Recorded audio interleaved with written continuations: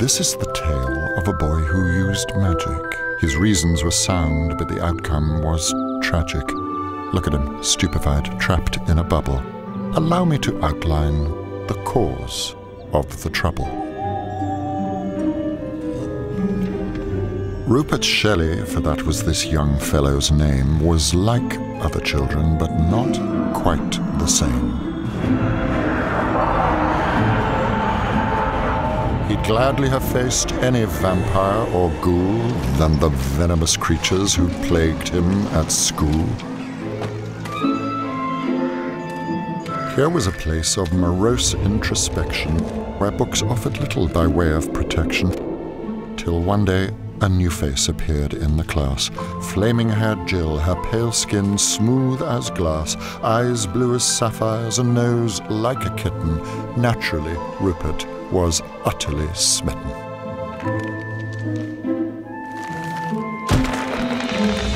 Books on the subject of girls were quite charming, though some of the pictures inside were alarming.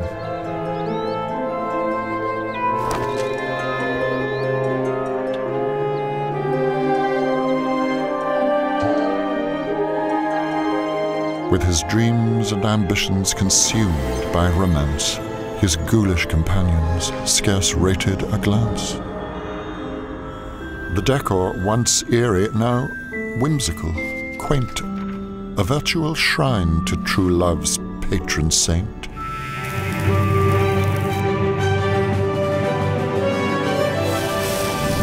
In time, the day came for which Rupert had pined, and so, with his heart and his card intertwined,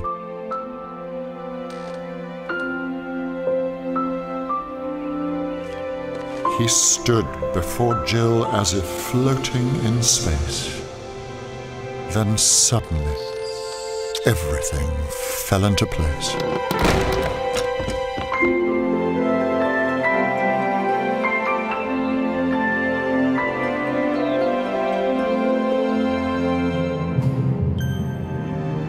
But girls can be fickle and love can be cruel, as Rupert discovered the next day at school. With a turnabout worthy of Jekyll and Hyde, Jill, quite transformed, took poor Rupert aside to inform him quite coldly that they would now part. Thus, breaking their tryst, she fragmented his heart.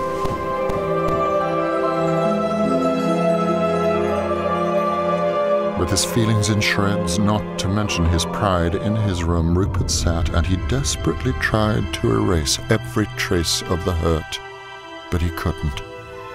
He'd prayed it would fade, but it stubbornly wouldn't.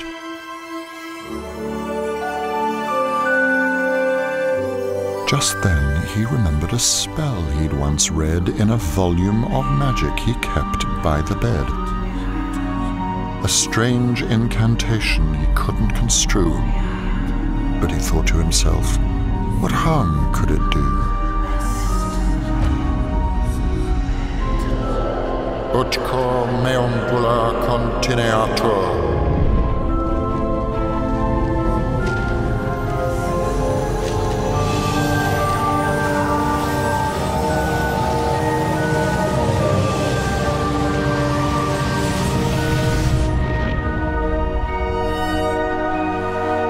Spells can be potent, this more than others.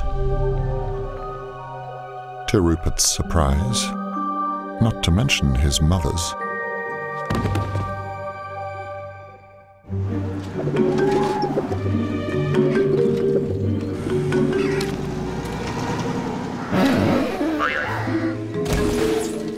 In class, the malevolent taunts of his peers were now indistinct mumbles that fell on deaf ears. Yet this wondrous power was lost on our hero, his range of emotions diminished to zero.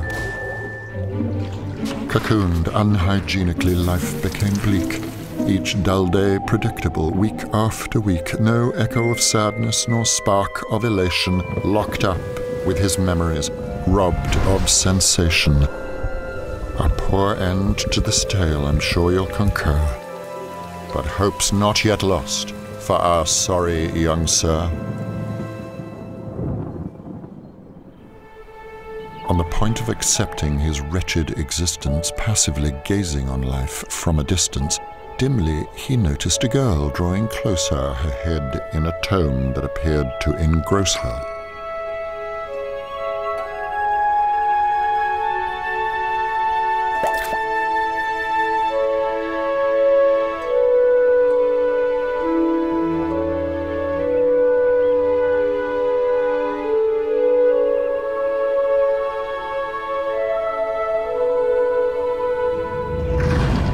Suddenly, the bubble compressed, and something like lightning shot right through his chest.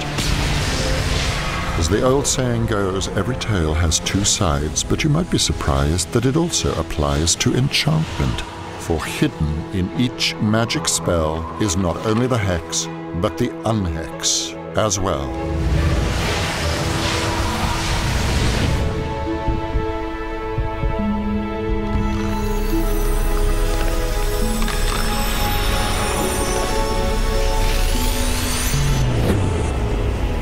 Only she who could see past the enchanted skin would set free the heart of the boy trapped within.